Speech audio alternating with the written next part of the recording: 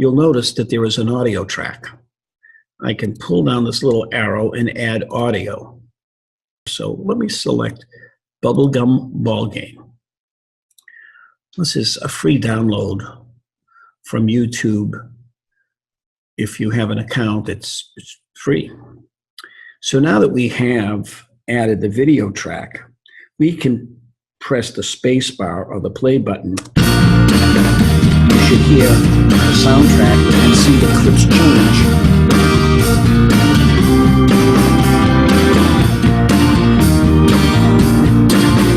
I'll hit the space bar again to stop it. So now what we want to do is add some cross-fade transitions. And right over here, if I hover over this box, it says select a transition and drag to apply. So if I go to this crossfade, all I need to do is drag it on to the files, right where the photo clips intersect.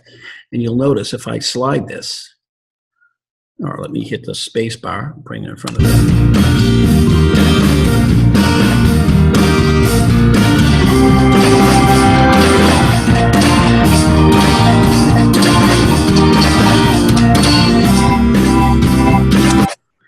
Okay, well, we went a little long, but let's assume we finalized the length of all the clips and transitions.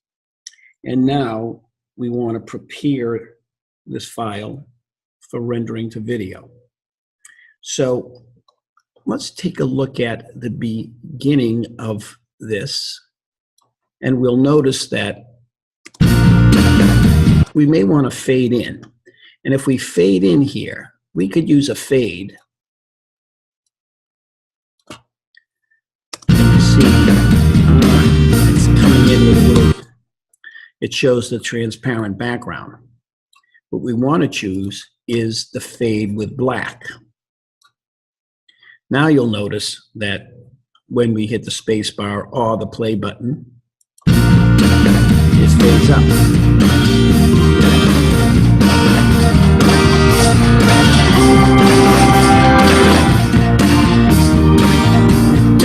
Gets to the end, again it gets interrupting.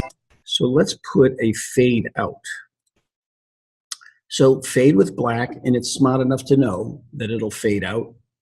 So I don't need to see it all. I'll just go back to somewhere around here and see.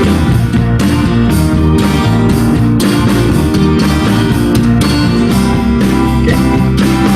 It's almost done, except the track goes on and it doesn't end properly. But you notice if I select any one of these photo clips or even the video, there's a white bounding box. Matter of fact, you'll notice if you look into the layers palette, it kind of follows up there too. So in this case, let's select the audio track because it's a little too long. What I'm going to do is drag this right to the end of my last video, somewhere about there. And now you notice this red line intersects the selected audio track below. If I go to the scissors and cut it, I now have a left half to the track and a right half. I really don't want the right half, so I'm going to select it and hit delete. And now I can't put a fade, crossfade on here, but if I press this arrow, which shoots up, I can change the volume. You can type all of these in if you want. Leave it at 100%. And we're just going to fade out the music, and I want to say about 4%. Let's see, 4 seconds. Let's see what 4 seconds looks like. And I find this easy sometimes just to type it in. So now when we play this back,